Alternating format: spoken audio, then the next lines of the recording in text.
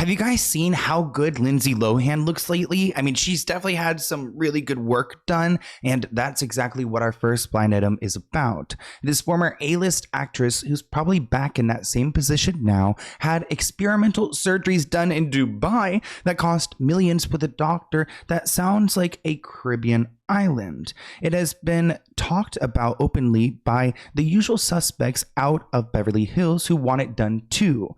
Her significant other, who's known to run with cartels, financed it all. What?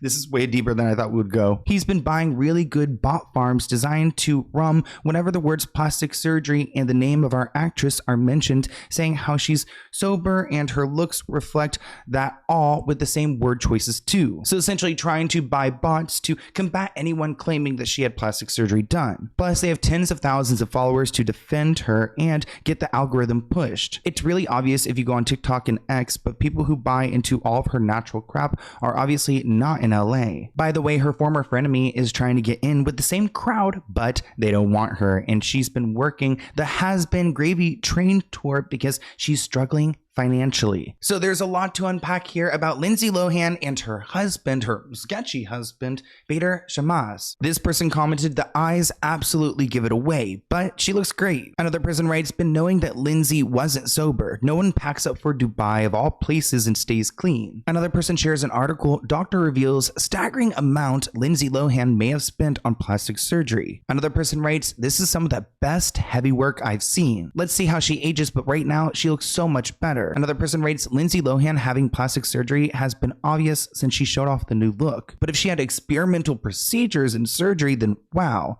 that took some real courage. And maybe some people call it courage, some people call it being vain.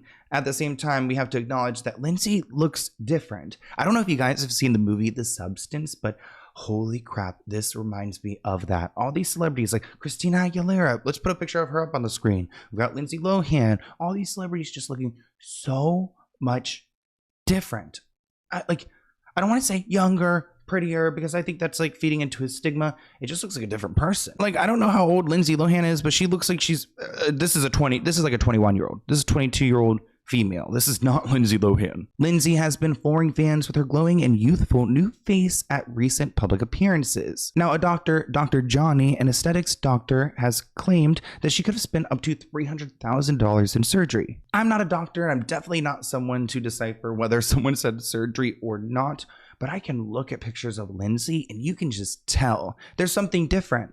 Thankfully, it's in a good way. I need to know absolutely everything that occurred between 2018 to 2024 to have this crazy of a transformation. I'm in the industry and I'm at a loss for words. Like, this is the craziest. I don't even know what to say. This shit's crazy. Now, Dr. Johnny claims that Lindsay has had a facelift, an upper eyelid surgery, a nose job, and a surgical brow lift. Ouch! Sounds painful. He stated that she most likely had some degree of a surgical facelift done through an endoscopic approach. Also adding Botox, of course, lip lift, lip fillers, and veneers. Ooh, whole new bite. Some new chompers. Now, I might be a gay man, but I understand how important it is to take care of you. So let's talk about something that is a total game changer in self-care. It's the Womanizer Liberty 2 Special Edition, a design collaboration with Iggy Azalea. If you've been looking for a way to elevate your pleasure routine, this is it. Womanizer is the pioneer of suction toys, and they've mastered it with their patent Pleasure Air technology. This technology simulates without direct contact using gentle airwaves to massage and suction, making every moment unforgettable. And what makes the Liberty 2 even better is that it fits into your lifestyle. It is designed seamlessly and it has 8 intensity levels, so you're in complete control. The magnetic travel cover keeps it hygienic and discreet, and the travel lock ensures that you won't have any surprises in your bag. Oh, and did I mention it's 100% waterproof? Use it in the bath, in the shower, wherever you feel like unwinding. What are you waiting for? They operate with discreet shipping and a 5-year warranty, so you can't lose. Whether you are new to self-care toys or a seasoned pro, Womanizer has something for everyone, and I've heard that the Liberty 2 Special Edition is a must-have. Click the link in the description below to explore Liberty 2 and the entire Womanizer collection. Trust me, you won't want to miss out on these incredible offers. Again, the link is in the description below to see everything the Womanizer has to offer. her. Your self-care deserves an update. Thank you, Womanizer, for sponsoring this video, and enjoy. I've heard before stars like Gwen Stefani use a lot of lasers as well, which lasers can be painful and very intense. So I do question if maybe she had that on top of this. These are all the treatments I think Lindsay Lohan has had done as an aesthetics doctor working in the industry. Botox, surgical brow lift, upper blepharoplasty, rhinoplasty, some degree of surgical facelift, likely an endoscopic approach, lip lift, lip fillers, and veneers. From a skincare perspective, I'd say laser resurfacing and a dermatologist-led skincare routine. And the cost of this, if you combine everything together, would be in the range of $200,000 to $300,000. So a lot of money has gone in to look like this. By having these treatments done all at once means that you can't quite pinpoint what she's had done, which lends itself to a more undetectable outcome unless you really know what you're looking for. Let's talk about some of the things she could have had done. Like a facelift uses small incisions to lift sagging facial tissue. Ouch!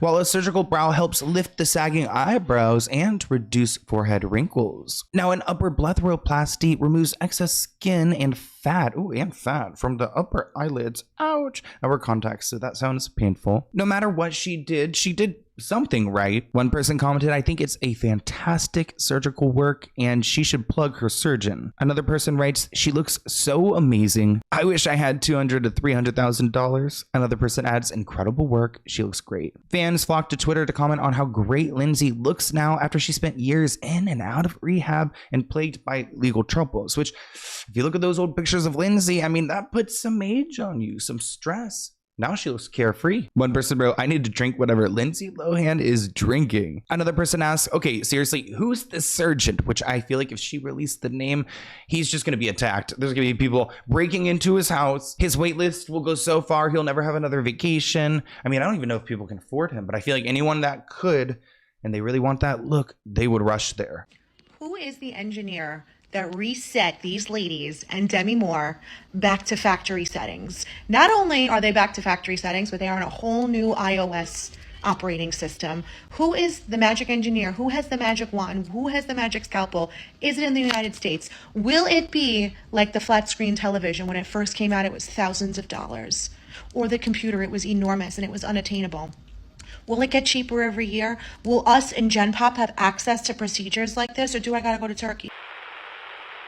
This next blind item is so creepy to me. I don't understand Ariana Grande's obsession with Jim Carrey, which I must admit, I did see Wicked and I loved it. I know you guys wanted a review. I am not one of those people who knew the music before or the story, and I actually really enjoyed it. I'm not a big movie person, but I'm also not like hard to please. Like I watch like trash TV. So that was great. Do I think it's weird that Cynthia got paid $1 million and Ariana got 15?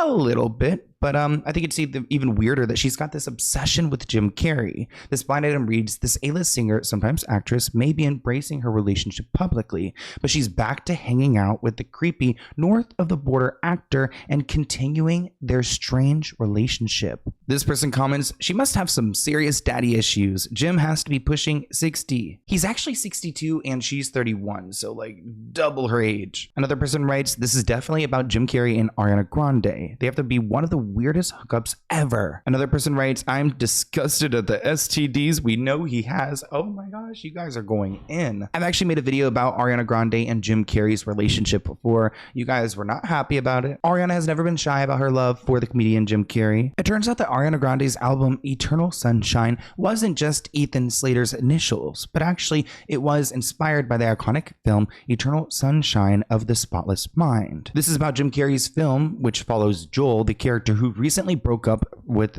Clementine and decides to have his memories of her erased. This movie is an exploration of heartbreak relationships, which makes sense why the recently divorced pop star would draw inspiration from it. I feel bamboozled because I really thought that this album was about Ethan Slater, was like a love letter to her last relationship, her divorce, and this new life. But I've been fooled. I mean, she announced the album on January 17th, which was Jim Carrey's birthday, and she also announced the release date as March 8th, just days before the 20th anniversary of the film's original release. Fans guessed that the album was inspired by the movie after Ariana's Instagram account posted a quote from the movie that read, "How happy is the blameless vestal lot, the world forgetting by the world forgot, eternal sunshine of the spotless mind, each prayer accepted, each wish resigned." I emailed him. I said, "Happy birthday, Jim." And he responded with the most lovely, lovely response as always. We're kind of like pen pals, but like it's once every few, like long, I don't bother him often. I don't ever reach out, but sometimes I'll send, but he always responds, which is the sweetest thing. But he responded again and he was like, "I just heard about the album title. Like, oh my gosh, that's crazy." And I was like, "Oh no, he thinks I did this on his birthday. He thinks I'm so creepy and weird. No, you're Fuck." just a witch. And then I responded and I was like, "Hey, just, yeah, how crazy, right? I promise I'm not that weird." We all know Ariana Grande was too happy to be offered to go onto Jim Carrey's show back in 2020. The show's name is Kidding, and the premise of it was a little bit awkward, just kind of like how Jim Carrey is. He's so weird to me that I don't understand how Ariana goes from like Mac Miller to Pete Davidson, which I could put them in the same over here, but then we've got Ethan Slater and Jim Carrey over here, and then like wasn't she with Big Sean at some point? Like, oof. She doesn't have a type, that's for sure. She was quoted saying, "Nothing is crazier than getting to work and spend time with someone you've idolized and adored since you could even speak. Actually, what's even crazier is discovering that the person is more special and warm and generous in person than you could ever have imagined." But Jim Carrey seems to be a fan of Ariana's as well, saying the admiration doesn't just go forward to an older generation, it goes backwards as well, saying that she's a single artist, she has a gift, she has a thing that she does like magic. When she opens her mouth and sings, it's just magical. Quote, "It's nice to find out that she's a lovely person. She's so game and willing to do it. She puts herself in a place of just being silly and innocent and fun, and she just wants to be a breath of fresh air," which does describe Ariana. I can see that. We all know that Jim Carrey is Ariana Grande's childhood crush. Once revealed on her Instagram story, she made her AIM username Jim Carrey Fan 42 when she was in 4th grade. I wonder if like 42 is how old he was when she was in 4th grade. That would be creepy. I'm not even going to try to do the math on that. In 2015, she couldn't hold back her emotion when she met Jim, saying, "My childhood crush, like my lifelong crush, it all kind of goes together. It's Jim Carrey. I love him so much. I met him and I like cried." Here's a video clip of their first meeting. Hi, Ariana. Oh my God. She's crying. You've done We've got a Diddy blind item. It wouldn't be a blind item breakdown without Diddy. The celebrity religious leader, who is TD Jakes, has had a long history with Diddy. Stress is getting to him. Are people going to find out? I mean, shoot, I wouldn't be surprised if Diddy has some colleagues in the Catholic Church. This person comments, "Are we actually going to get a list of Diddy people, Diddy accomplices?" Another person writes, "TD Jakes and the diddler. Hell yeah, people are going to find out if they don't already know. He knows that he's caught up and he's stressed out about it. That darkness is damn sure going to come to light. I'm sick of these whack-ass pastors playing in people's faces. No sympathy here at all." Another person writes, "TD has got a lot of ushers and security guys, judging from this recent clip." Another person writes, "The pastor is a disaster." Let's talk a little bit about Bishop TD Jakes and his connection with Diddy. Now, TD is a renowned pastor of the Potter's House Church. He experienced a medical emergency during a recent Sunday sermon. Following the incident, his team provided a health update to address the concerns amongst his followers and the community. Oh my gosh, imagine if he's like allegedly being poisoned and that's how they get rid of him, because that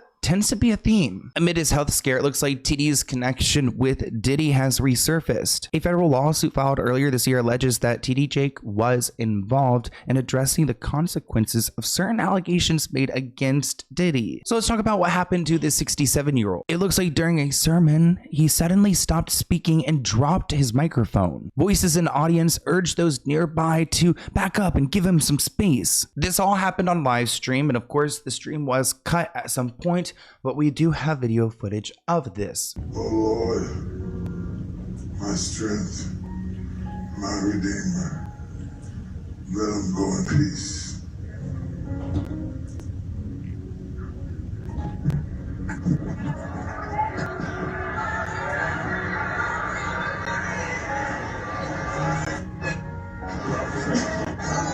Take your time.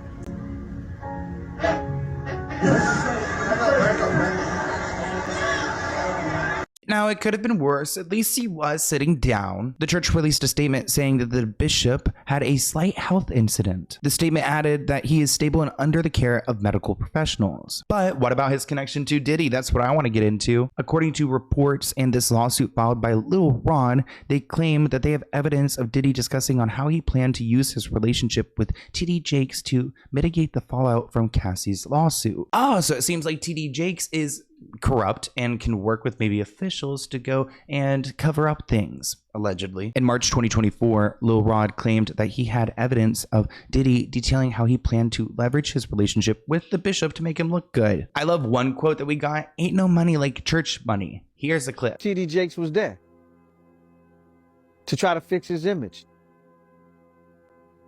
Ain't no money like church money. Look at TD Jakes. Your point of view, your opinion.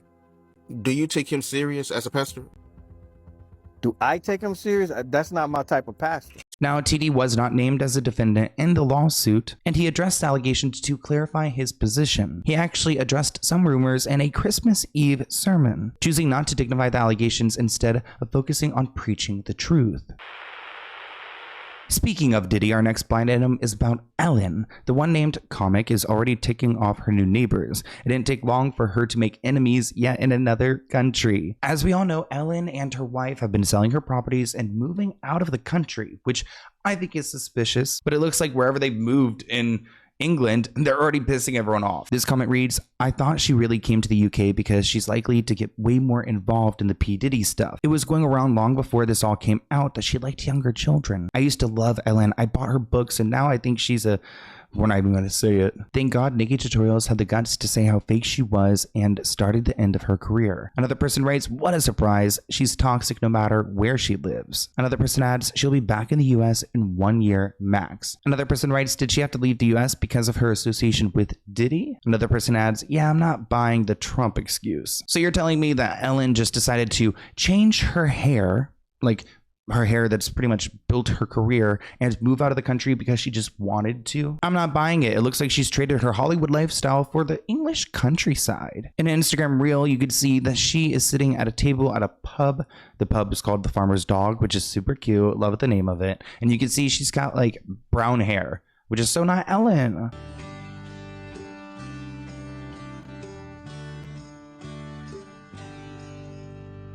Oh, there she is. Look at her rat looking.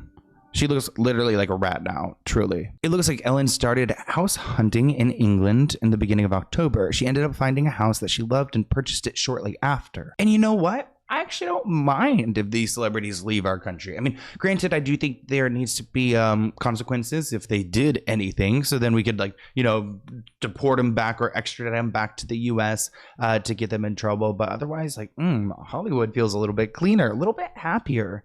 I'm like waiting for this new wave of like celebrities to come forth that are not bad people. And I do believe there will be this change. Just wanted to say the past 11 days have been really tough for everyone.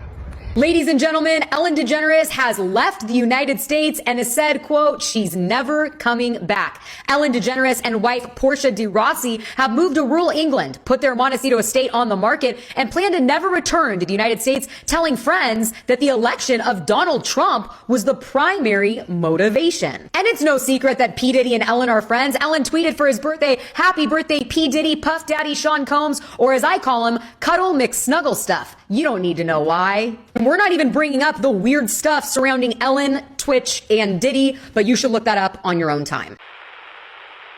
Oh my gosh, I did not see this one coming. So Britney Spears' former husband, Sam Asghari, we've talked about him plenty on this channel. It looks like he's considering doing only can I even say this? Let's blur that. OF. Adult content, which I thought he was getting a ton of money every month from Britney, so I'm surprised that he's now going to this, but I think it just shows that he doesn't have really any skills. The acting career didn't work out, so get into some adult acting. I mean, the gays are gonna love it. This person commented, "I could be wrong, but since I don't see most women paying for male nudes, we get enough unrequested wiener pics. Would this be for the gays?" Good question. Another person asked, "This would be worth some money in my opinion." Well, Britney's ex-husband Sam has been spotted spanking a mysterious blonde in a secretly filmed video, which I don't know how I feel about like secretly filmed video. It feels creepy. It does feel creepy. Like, just let him go and spank her butt in peace, okay? This report writes that a clip obtained by TMZ shows Sam and a mystery woman at a park in West Hollywood on Wednesday evening. The two were spotted chatting while the actor's dog, Portia, ran around. The same dog that he actually got with Britney. Upon leaving the park, the pair were getting playful when Sam smacked the woman's backside and threw his arm around to give her a brief back rub. Sam actually goes to the gym that I'm like planning on signing up for, so I'm a little bit nervous about seeing him around, but I've heard a lot of people see him everywhere. He lives in West Hollywood, and I know this exact dog park. It's so like stinky. Every time I walk by it, oh my gosh, it smells like hell on earth. But there they are hanging out. Oh, okay. And there's that cute little dog. Are we getting the butt smack? Ooh, let's get it. Let's see. Yes. Ooh, there we go. It was quick. It almost looked like he was just catching her from falling, in my opinion. Now, this article does detail that Sam did become the sole owner of Portia, who he had given to Britney in 2021 as a sign of unconditional love, and a way to protect her from anyone with bad intentions. The rest of the dogs, Sawyer and their Yorkie Hannah, would remain at Britney's, which a Yorkie named Hannah sounds so cute. Put a picture of like a Yorkie up with a bow, please. Aw, imagine like this dog named Hannah. So cute. Now, this isn't looking good for LeBron James. This permanent A-list NBA star knows there is some gossip about to drop about him. So that's why he's getting off of social media. One thing about me, guys, if I don't ever verbally tell you I'm taking a social media break, I am never on a social media break.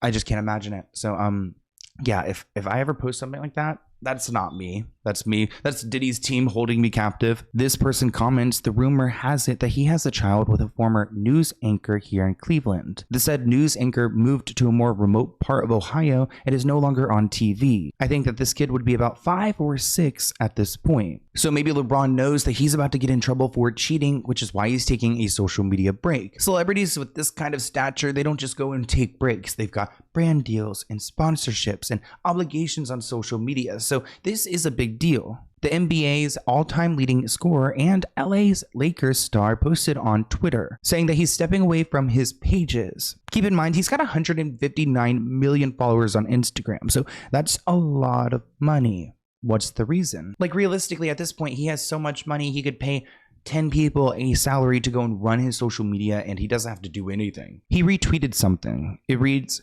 "We can all acknowledge that sports is the last part of society that universally brings people together. So why can't the coverage do the same? It's only clickbait when you say it. When the platform is so big, you can make the change and allow us to escape from real life negativity. I, for one, find it all a waste of breath." So they're talking about sports entertainment, but I think this probably bleeds into it all. LeBron took a screenshot of this quote and posted it on Instagram, writing, "Damn shame what it's come to." It looks like his colleague has not posted much since his October 24th post, and it looks like LeBron James isn't posting much either, or posting until further notice. James wrote, "And with that being said, I holla at y'all, getting off social media for the time being. Y'all take care." Now, maybe he's taking a social media break. Maybe he's gonna go and garden or something. Maybe he had a little bit of an affair, and maybe there's a story that's being shopped around and he knows about it. Maybe he has connections to Diddy. Maybe he's going to move in with Ellen DeGeneres. Maybe so. Hey, everybody know ain't no party like a Diddy party, so. Yeah, that's what's up. Yeah. That's up. Oh, J-Lo. Oh, J-Lo. I hope 2025 is better for you. It's not going to be. This celebrity singer and serial marrier says she wrote a recent song about her latest husband.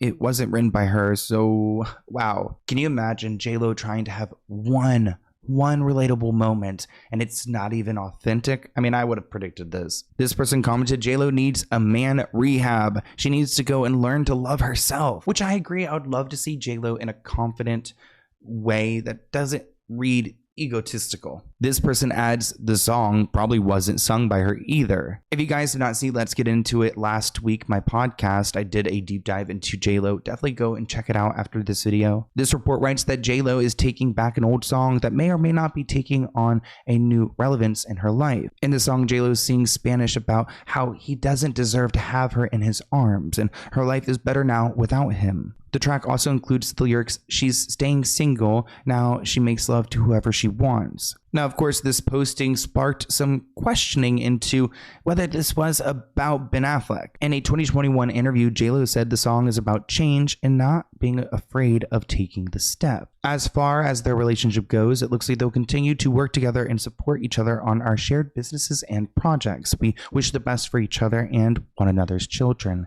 Out of respect for them, the only other comment we have to say is thank you to everyone who has sent kind words. What's your inspiration behind it? What was your vibe here?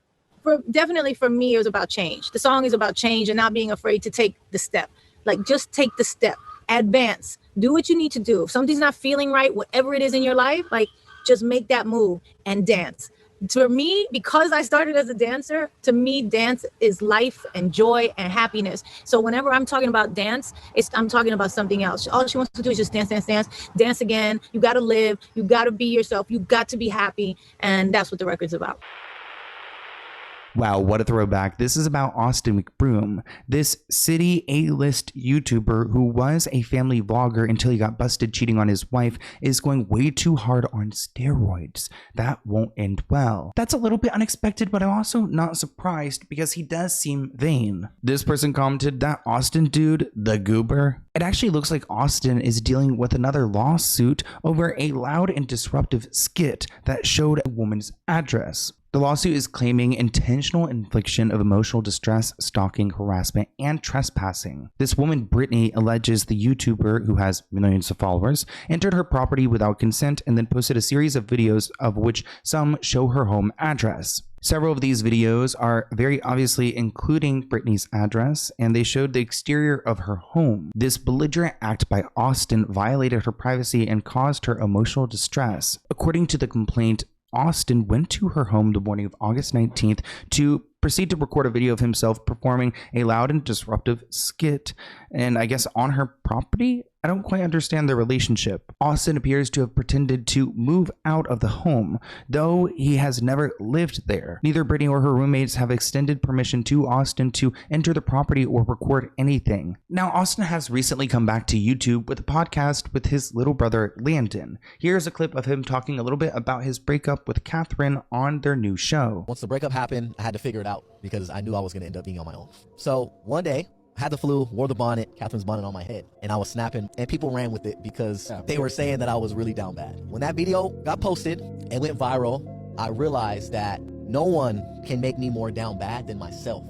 So I fed into it. So next day, I went and got an RV, and I parked it across the street from Catherine. And that went crazier than the bonnet video. Basically, long story short, I kept going on with this down bad character. As I was like going through this character, I was living here in this home, and I was pushing content out every day for like 6 months straight that was allowing me to somewhat heal. Oh, boohoo, Austin. You guys may remember that he was acting chaotic on Snapchat this past summer. So he posted these videos that he took at Brittany's home on Snapchat, and she experienced a significant increase in unwanted and threatening visits to her home. Quote, strangers showed up at her home uninvited, leaving her in constant fear for her safety. According to the complaint, Austin had recently filmed an online dating show, Austin's Looking for Love, in which Brittany's roommate was a participant. Wow, that sucks for Brittany because it's not like she was on this dating show. Her stupid roommate went on this Austin show, which actually she's not stupid, you know, she probably got a paycheck for it. So get your bag because you knew you weren't going to date him. But Brittany alleges that she was forced to move out of the residence and pay double for rent for at least a month, which, you know, rent's expensive out here in LA. I get it, girl. We've got some talk about the Menendez brothers. Wow, this is a big one. There's some buzz that the brother Lyle Menendez, who confessed to the psychiatrist, will get parole, but the other one, Eric, will stay inside because of all of his jail violations. Now, the Menendez brothers series shook America. There's no denying it. People were paying attention to these brothers, and I had no idea anything about them. But if just one got out of prison, I feel like people would still be upset because that doesn't quite feel right. Even though this entire situation doesn't feel right. I mean, they shot their parents. This person writes, look at that second trial. There was a bunch of mess. They deserve to at least have a third trial. Cheating on your wife is a violent crime, and if the prison system wouldn't be filled with everyone's dads and uncles and grandpas and grandmas, I don't condone it morally, but these are the facts. A comment reads, I heard Lyle got so angry during the crime because of the shotgun's recoil, and it kept making his wig slip down over his eyes. He had to keep pushing it back. Eric was shouting to him to keep his hair on. Another person writes, but wasn't Eric the one who had committed the burglaries and everything else before the murders?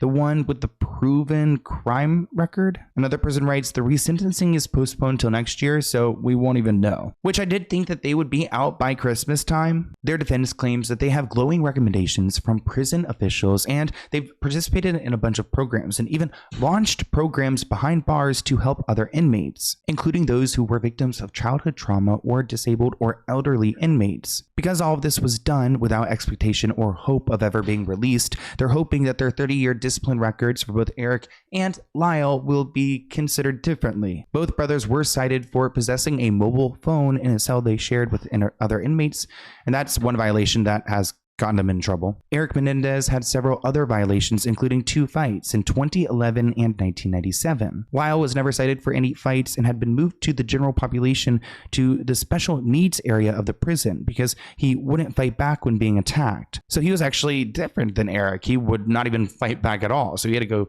hang out with the special needs. Despite Eric having more trouble in prison, they argue that while incarcerated, they have transformed and taken advantage of meaningful opportunities. And I mean, to be in prison for 30 years and to get into like 2 fights or 3 or 4, I would say even 10, as long as they're not super violent. I mean, people disagree. How else are you going to handle it when you're behind bars and you have nothing else to lose? I'm not condoning prison fighting, but I'm just saying it's not like the worst thing. He didn't like kill someone else while in jail. Ultimately, we have to wait for what happens next in the court system. You guys know there's a lot of corruption out there, but I do think that the amount of public pressure on this case is going to result in the brothers' favor. The hearing is mostly geared towards creating a schedule for future court dates, but the brothers' attorney, Mark Garrigo's telling me anything is possible. Technically, it's a status conference, but the judge could do anything from confirming the hearing on December 11th to resentencing tomorrow if he wanted to. In one of the 3 tracks he's working on for their freedom, Garrigos is trying to get the brothers' murder conviction bumped down to voluntary manslaughter, which would mean they could go free. Today's hearing comes after California's Governor Gavin Newsom announced last week that he was declining to grant the brothers clemency, instead deferring the case to the newly elected DA, Nathan Hochman, who's being sworn in on December 2nd. Now, if this hearing does result in the judge approving a new sentence, then the attention will shift to the California Parole Board. The board will then examine the case and determine whether the Menendez brothers are a threat to society. After the board approves everything, the only person who could stop their freedom is Governor Gavin Newsom, which I'm sure he wouldn't. As someone who lives in California, he kind of gives me people pleaser energy.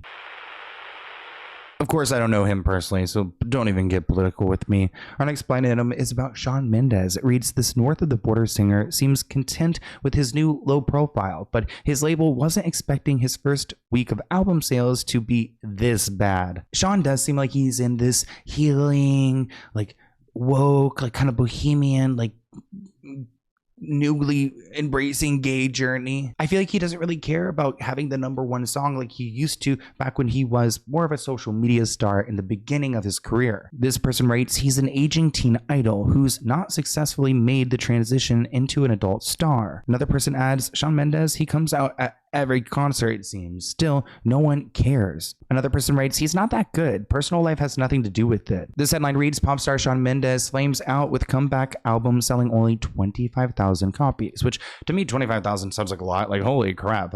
But I guess it's not in the music world. Wow, this article reads, the Shawn Mendes comeback is over, which I know his record label is unhappy about. Earlier this year, Shawn announced his return with a new album. He released 3 advanced singles and an album which all died on impact. Now the album called Shawn, which sucks, a self-titled album called Shawn. The mostly shirtless singer has trouble reconnecting with his audience largely because of a public discussion about his preferences. It looks like him alluding to being gay has chased off the young girls who would have been his record buyers. Now Shawn has to figure out what's next. His last album, another Shawn Mendes album, Shawn Mendes, sold 185,000 copies. Also, how unoriginal, like come with a theme, give us something to work with. Especially like as a gay man, he's really not giving. There was a lot of articles online at the time about who I was and who people thought I was. And they would see me with a girl and they would make up all these stories about her because unfortunately in this world, when there's a famous guy and the girl gets the brunt end of it, and that's just the truth, which is horrible and shitty, but I was kind of tired of it. The real truth about my life and my sexuality is that, man, I'm just figuring it out like everyone, and I don't really know sometimes, and I know other times. And it feels really scary. Come on, Shawn, we get it. Now let's talk about Jay Leno. I was scared when I saw this. There's a recording of a former late night host for sale. There is a preview clip available on the dark web.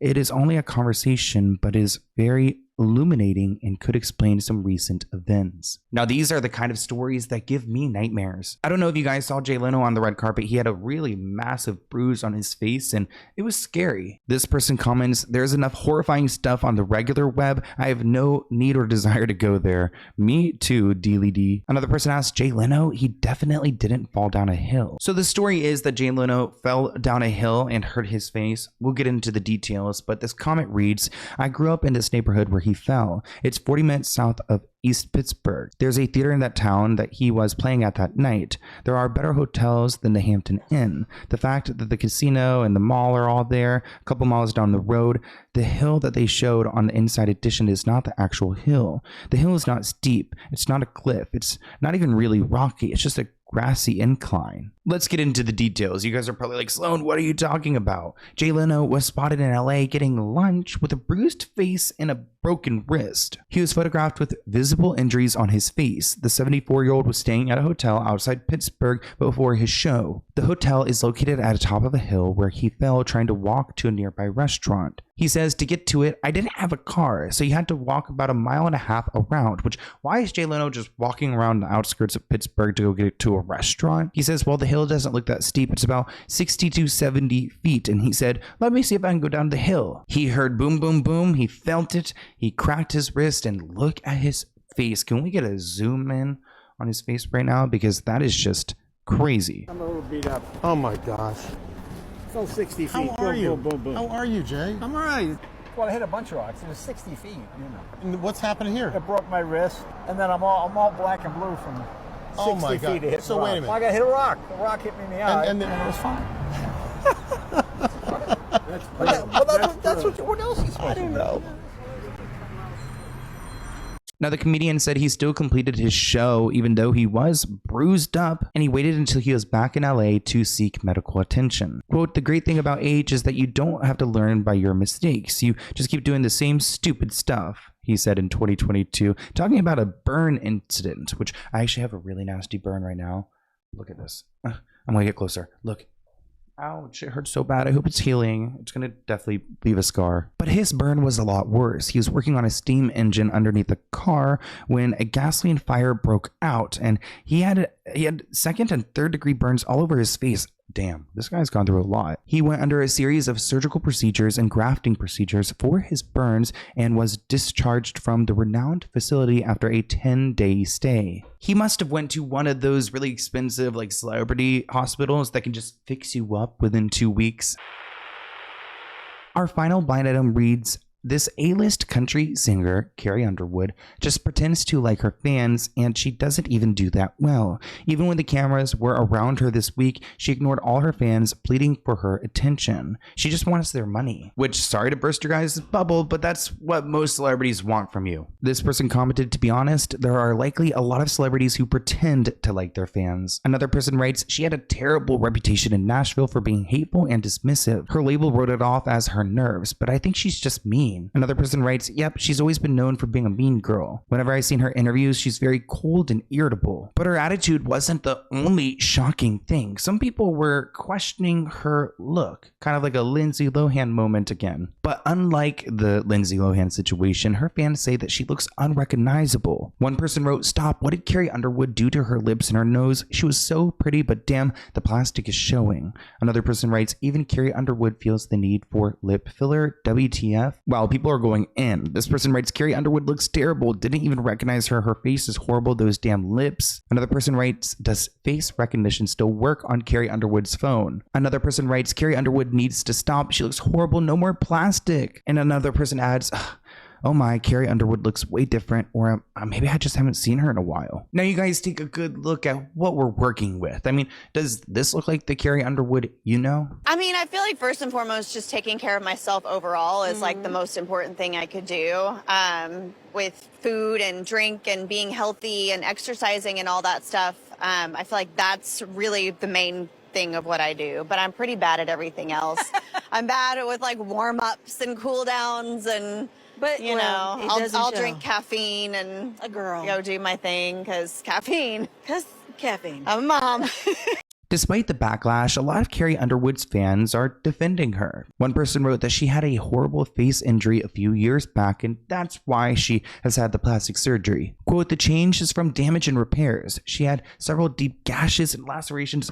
Ouch! She never wanted to change herself otherwise. Another person pointed out, if you do not remember, she had major plastic surgery to her face when she fell down her front porch steps. Wait, this incident is kind of reminding me of Jay Leno's situation, but here's a clip of Carrie explaining what she had gone through. Plain and simple, it was just kind of a freak accident. I just fell, I just tripped, taking my dogs out to do their business. So it could have happened to anybody. I say if I'd fallen anywhere else, it wouldn't have been a problem, but there was just one little step that I went to catch myself on and I missed. But in the beginning, I mean, I feel like, you know, I didn't know how things were going to end up. And in what way? What do you mean? I mean, it just wasn't pretty.